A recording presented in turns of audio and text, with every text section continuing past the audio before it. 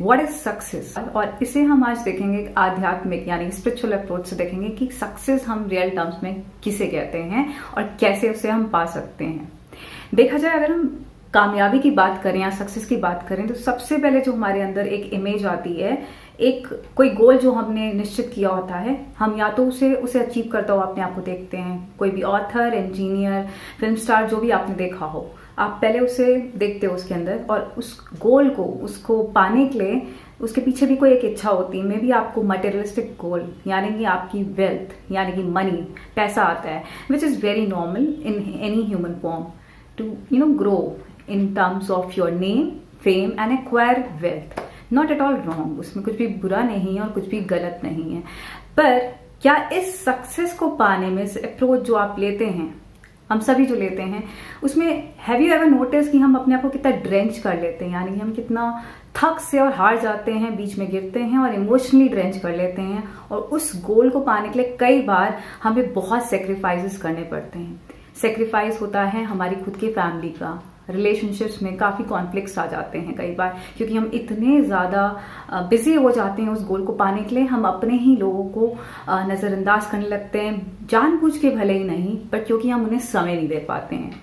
दूसरा, हमने ऑल्सो ये नोटिस करा है कि हम जब भी ऐसे गोल के पीछे बढ़ते हैं तो हम कहीं ना कहीं अपने आप को हानि पर पहुंचाते हैं in terms of our health. हम या तो अपनी हेल्थ का ध्यान नहीं देते हैं because we are too much engrossed in getting that thing, तो हमारी कहीं ना कहीं हेल्थ भी अफेक्ट हो जाती है। So there are flaws in it, काफी सारे फ्लॉ भी होते हैं। तो क्या really materialistic gain, name, fame ही सब कुछ है? क्या is that the success? What you think?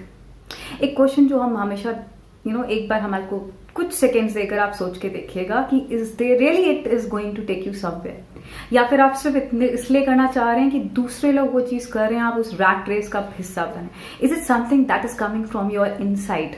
आपकी इनर कॉल है, आपकी कॉलिंग है वो, तब आप वो गोल को करना चाह रहे हैं। तो बेसिकली पहले डिफाइन ये करना चाहिए कि सक्सेस में जो भी गोल, आप सक्सेस होता क्या है, it is all about your happiness. एक ऐसी चीज है जो आपको खुशी लाए और साथ ही साथ आपके कोई वर्दी गोल को, ऐसा गोल जो किसी को हानि ना पहुंचाए, ना ही आपको। ऐसा गोल कोई हो जो आपको अकम्प्लिश करने में मजा भी आए। और एक जो सबसे बड़ी चीज है जो समझने वाली यहाँ पे ये है कि सक्सेस जो है, जो लोग सोचते हैं अक्सर कि हम अगर ये पालेंगे तो हम सक्सेसफुल हैं, तो दैट्स अ मेजर मिथ। बहुत बड़ा गलत फहमी में हम जी रहे हैं, क्योंकि सक्सेस जो है एक यात्रा है, it is a journey not a destination. क्योंकि ये वो यात्रा है जो कभी खत्म ना होने वाली है। क्योंकि मे भी आप अपनी डेस्टिनेशन पे आज पहुंच तो जाएंगे, आप एक बड़ा फिल्म स्टार बनना चाहते हैं, आप एक ऑथर बनना चाहते हैं, पहुंच तो जाएंगे, पर उसके बाद भी आपको उस लेवल पे अपने आप को सर्वाइव करने के लिए आपको कुछ ना कुछ तो करते रहना पड़ेगा। तो it is a continuous journey, it never ends. So how to strike a balance and what is success? इसमें बैलेंस कैसे बनाएं और अपने मेजर गोल को, यानी कि अपने ऐसा वर्दी गोल हो और अपनी हैप्पीनेस को इस प्रोसेस में कंटिन्यू रखें। सो realizing that कि materialistic wealth is just a part of it, not actually success in true sense. It is just one component. Success का बहुत elements आते हैं सक्सेस के अंदर। It is good health, आपकी अच्छी सेहत, आपकी फैमिली रिलेशनशिप्स अच्छे होने चाहिए, and it is also about your wellbeing of others as well. जब आप इन सारी चीजों को लेकर और साथ ही में अपना बिना साइकोलॉजिकल और इमोशनल बैलेंस खोए उसे मेंटेन करते हुए अगर आप इन चीजों को अचीव करते हैं, then you strike a combination balance, kind of a balance you maintain in achieving, knowing that this is a journey and you have to keep on।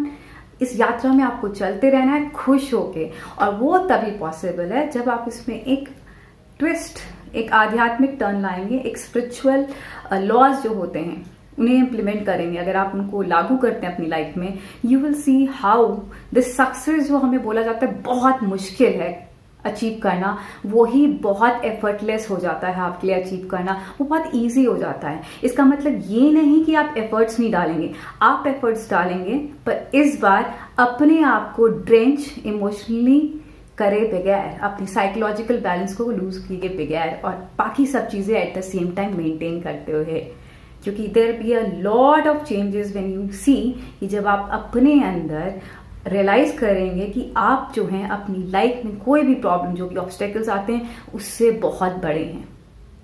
You are very much bigger than any problem in the existing in your life. उसके लिए मैं आपको आज एक कहानी दूंगी, एक simple सी है, ये रियल स्टोरी है गोल्डन बुद्धा की। कहा जाता है हजारों साल पहले एक गोल्डन बुद्धा का स्टैचू था। एक सिटी है, इट वाज इन थे, उस सिटी में उस समय एक बहुत ही बड़ी और विशाल गोल्डन मूर्ति बुद्धा की बनाई गई। और उस मूर्ति को क्योंकि इन्वेजन से बचाने के लिए उन्होंने क्या करा, उसमें काफी कंक्रीट और ग्लास वगैरह लगा दिया गया कि पता ना चले कि इसके अंदर गोल्ड की मूर्ति है। चांस की बात है वो मूर्ति को किसी ने ध्यान नहीं दिया और कंक्रीट की वजह से पता भी नहीं चला उसके अंदर क्या है, वो वैसी की वैसी रह गई। एक बार फिर राजा जो था वहां पे बैंकॉक का, उसने आदेश दिया कि कंट्री में जितने भी बुद्धास की मूर्ति है वो सारी रीलोकेट की जाए, एक जगह पे लाई जाए थाईलैंड पे। वहां जब रीलोकेशन चल रहा था कुछ साल पहले, तब उस रीलोकेशन के टाइम पे वो वाली मूर्ति जो इतने टाइम से छुपी पड़ी थी वो डैमेज हो गई कहीं से। लोग वहां जो थे वो घबरा गए कि ये तो टूट गई है साइड से, चाहे वो पुरानी मूर्ति थी, पर हमें डांट ना पड़े। तभी उन्होंने देखा एक हल्का सा बहुत ग्लिटर सा, बहुत शाइन सी आ रही है। वो शाइन ने जब उन्होंने देखा तो उन्होंने खोल के देखा है तो गोल्ड की है। तो वो मूर्ति की स्थापना कर दी गई। आज थाईलैंड में आज भी वो मूर्ति है, एक टेम्पल में रखी गई है। इस स्टोरी से आपको ये बताने की कोशिश की जा रही है कि आप जो हैं, you all are, in fact we all are that golden Buddha inside. And that realisation जब आपको होता है कि जब आप अपनी सक्सेस की चीजें बाहर की चीजों से तुलना से आप करना छोड़ के आप अंदर अपने अंदर ढूंढेंगे, then you become bigger than any problems of your problems.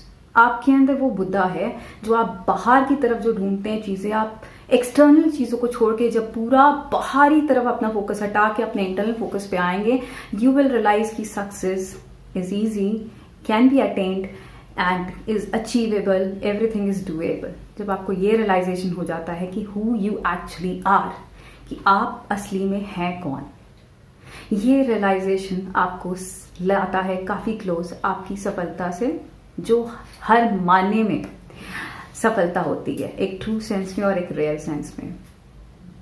I hope you like the story and इसको अब आगे कैसे बढ़ाएं और कैसे अपने हर एरिया में लाइफ के इस रियलाइजेशन के साथ हु वी एक्चुअली आर, कि हम we are far much greater than the world outside and we have the capability, हमें हमारे अंदर वो सारी योग्यता है। अगर मैं एक शब्द में बोलूँ, एक लाइन में बोलूँ कि आई एम गॉड, तो बहुत ही ज्यादा कॉन्ट्रडिक्शनल स्टेटमेंट हो जाएगी, बट दैट्स अ रियलिटी। जब हम कहते हैं I am God, we are not saying ego self, physical self को नहीं बोलते हैं। We realise that we have power within ourselves, हमारे अंदर ही वो शक्ति है जो हमसे काफी बड़ी है। हम जब उसे रियलाइज कर लेते हैं तो हमारे लिए कुछ भी पाना मुश्किल नहीं होता है। आई विल बी टॉकिंग कैसे हम अपने इन सारे गोल्स को पा सकते हैं अपनी जिंदगी में विद एफर्टलेस ईज के साथ, without draining ourself. In the my upcoming videos where I will be discussing certain laws, जो कुछ लॉज है नेचर में जो हैं, जो एग्जिस्ट करते हैं, और कैसे आप उन्हें अपनी जिंदगी में इम्प्लीमेंट जब करेंगे, उन लॉस को समझ कर, तो सक्सेस